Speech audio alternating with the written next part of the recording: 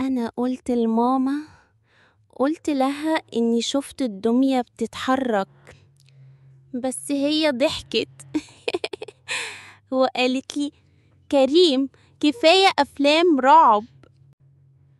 أنا كنت شايفها كل ليلة بتقرب أكتر وأكتر من سريري، وفي يوم صحيت لقيت وشها قدامي قريب جدا بتبتسم.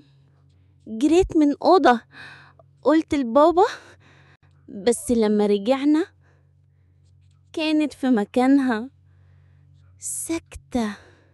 بس لما نمنا أنا سمعت صوت مش طبيعي، كأن في حد بيزحف على الأرض. فتحت عيني لقيتها قاعدة على صدري.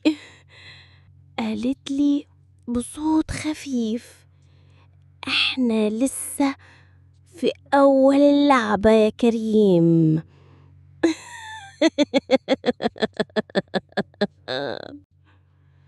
أنا صرخت بس مفيش صوت طلع.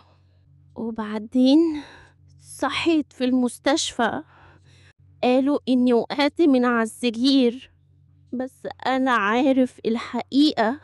هي رمتني،